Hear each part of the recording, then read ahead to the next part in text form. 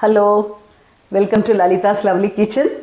நாம் இன்றைக்கி பார்க்க போகிற ரெசிபி வந்து ரொம்ப ரொம்ப ரொம்ப ரொம்ப ஈஸி, ரொம்ப ரொம்ப சூப்பரானது, very healthy and very interesting. I am sure many of you would not have even heard about it. இது வந்து ராகியில் மிக்சர், ராகி பொரியில் மிக்சர்.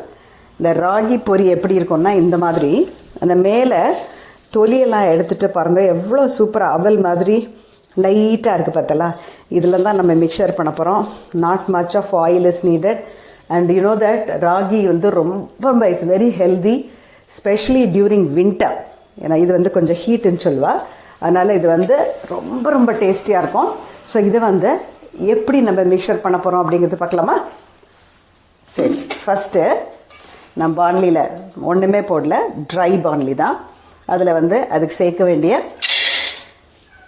கடலைக்காய், ஓகே, நிலக்கடலையை வறுத்து எடுத்துக்கலாம். ஸோ இதில் பாருங்கள், கடலைக்காய் கொஞ்சம் நல்லா வெடிக்கிறது இல்லையா, அதுதான் கணக்கு. ஸோ உள்ளே அப்போ தான் வறுபடும். ஸோ நான் இதை வந்து வெறும் பாண்லி தான் வறுக்கிறேன். ஏன்னா இது வந்து ரொம்ப ஹெல்த்தி டிஷ்ஷுன்னு சொல்லியிருக்கேன். நம்ம வந்து மழை காலத்தில், குளிர் காலத்தில் டீக்கு முன்னாடி இது சாப்பிட்றதுக்கு பர்ஃபெக்டாக இருக்கும். ஸோ இது வந்து வறுத்தாச்சு.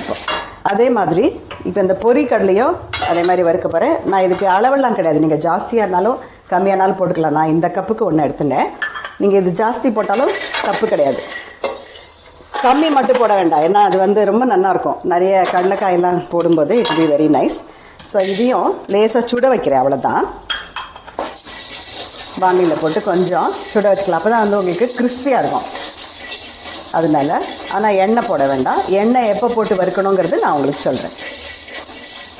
இப்போ இது சுட்டா போகிறோம், ஏன்னா இது வந்து உங்களுக்கு கிறிஸ்பியாக தான் இருக்கும். இந்த மாதிரி கையில் தொட்டால் சுடணும், அந்த அளவுக்கு சுட்டா போகிறோம். ஸோ இதையும் வறுத்து எடுத்துட்டுலாம்.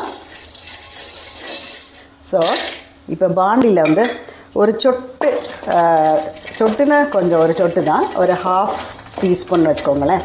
அதில் அந்த அளவுக்கு தேங்காய் எண்ணெய் போட்டுட்டேன். ஏன்னா இது அப்பப்போ கொஞ்சம் கொஞ்சமாக போட்டு ஒன்று வறுக்கிறதையும் போட்டுக்கலாம். அதில் வந்து இந்த இப்போ கேஷ்நட்ஸ் போடுறேன்.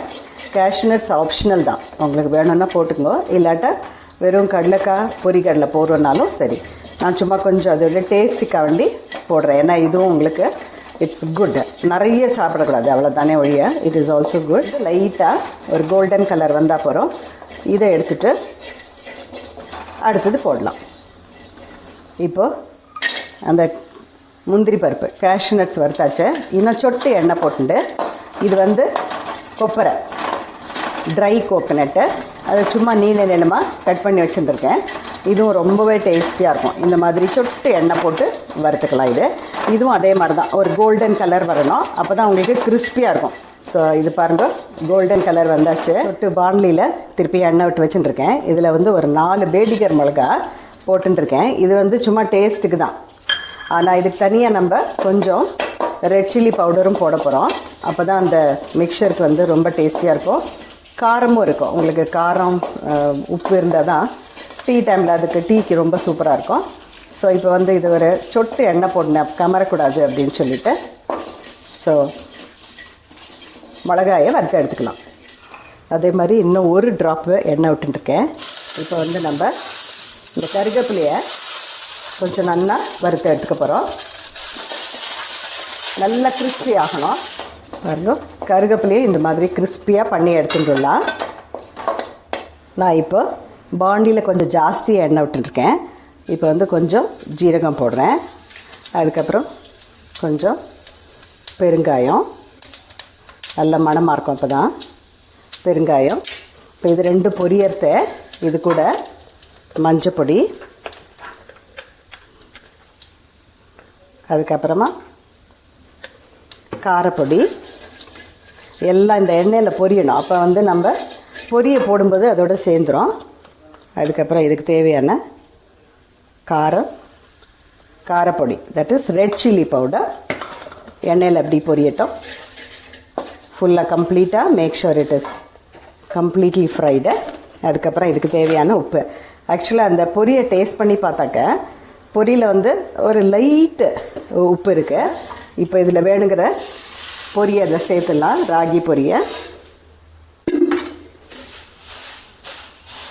பாருங்க இந்த பொரியில் உப்பும் நம்ம போட்ட காரம் அதுக்கப்புறமா நம்ம போட்ட பெருங்காயம் ஜீரகம் எல்லாம் கலந்தாச்சு.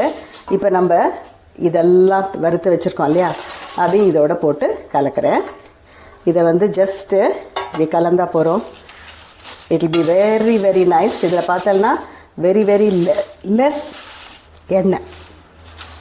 பாருங்க நம்மளோட இந்த ராகி மிக்சர் எவ்வளோ சூப்பராக ரெடி ஆகிடுது பார்த்தலாம்.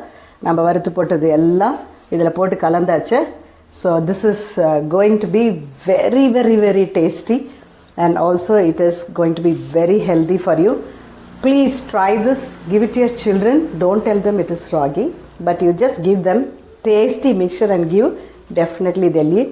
So it will be very easy. I hope you like it, like this recipe. Please try it and enjoy. I'll meet you in the next lovely video. Bye bye.